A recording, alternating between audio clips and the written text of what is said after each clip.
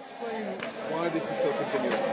This is continuing because we don't have free decolonized education now, so that's why we're still continuing. I don't understand essentially why people thought we would stop demanding free decolonized education, because we've been at this for, it's going to be 2 years now, taking it back from our anniversary last year. So essentially, it shouldn't be surprising that students are still continuing. Isn't it worth letting the academic year finish, so at least those graduates who want to can actually get the degrees that they've had the money now to be able to do? I mean, you're talking about a small fraction, right? You're speaking about an elite that can afford to pay their fees, right? So essentially the majority of students at this university, even if they wanted to graduate, they wouldn't be able to get their university scripts or their certificates because they'll be owing fees. And this is something that Wits University does. If you're owing fees, you don't get to graduate. And a lot of these students that are here, including myself, will not be able to graduate even if I do complete the academic program.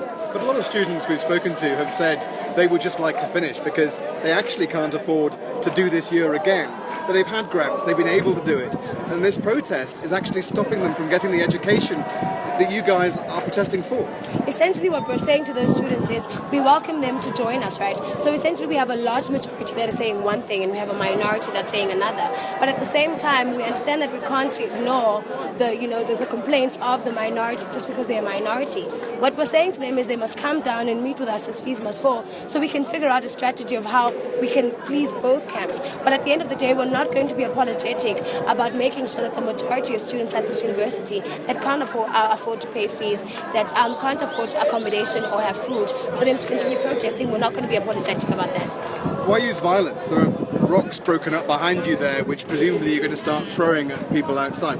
Why are you using violence to do this? At this point in time, I hope that everyone understands that there's a very clear difference between violence and militancy. At this point in time, students will only use militancy when need be, right? Students have been peaceful. We've been able to protest for the past 3 weeks now without using any militant action until we were provoked and attacked by police, right? So it will only be when the police attack the students that they will have to defend themselves with militancy. And we know that this will happen because the university has given over the responsibility of safety on campus to the police. And the police have sent out a call to say if we find students gathered in groups of more than 3 people, we will essentially disperse that crowd because they consider that to be a crowd. Now when you look behind me, there's more than 3 people behind me.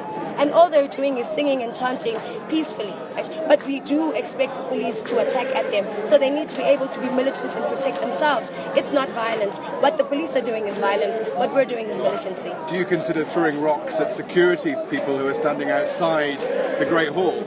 Is that not violence? At this point in time, that is not violence. That is also a form of self-defense, right? And how we perpetuate that is to say when we as students try to interact with private security, we get beaten up with their shields and their batons. This is something that you don't see on the media because obviously your camera angle is at a very disadvantage. We were all here. We all saw you throwing rocks at the security guards yesterday. Whether we threw rocks at the security guard or not it's not important, right? It's all about the fact that we are militant and we're not apologetic about being militant. But you're saying you're not violent, but yet you're throwing rocks at people. But we are militant. So militancy is throwing rocks, but violence isn't throwing rocks. I'm saying that we are militant and we don't have a problem with being militant. Okay, what happens now? At this point in time, we will continue with our program of action for the day. I mean, longer term though. If this standoff continues, what are you going to do to make your point? I guess you'll have to see, won't you? Because the problem is we tell the media what we're going to do and then we have more chaos, right? So we have more police deployed, we're essentially strengthening the state at this point in time because it feels as if we're telling them what we're going to do. From now on, the state will just have to see. You're prepared to talk, though, to try and bring this whole protest to... We've been trying to talk to the state. I mean, we've been trying to talk to the Vice-Chancellor. The Vice-Chancellor called us for a university assembly. We appeared, he didn't, right? We asked the Vice-Chancellor to have an imbizo. He doesn't want to have one. So essentially we've been calling to speak to our own management, but the only people they're willing to meet with is the Take Back Wits students, and they're ignoring this majority over here. What's the block? What's the block in the discussions? What do you want that they don't want to give you? We want a serious and a practical commitment to them assisting us with fighting for free decolonized education. So essentially what we mean by that is we need them on the ground with us. We need them to march. We need Habib in the front with the parish and the clerks as well, marching to the treasury, for an example. We need them to effectively use whatever means that they can to pressure the state into giving us free education. We want them to go and submit an application for a class action against the government at the Constitutional Court, which is something they can do easily, but they refuse to do it. So we want their practical and physical support and not just commitments and we agree with you in principle. We don't need their principles, we have our own.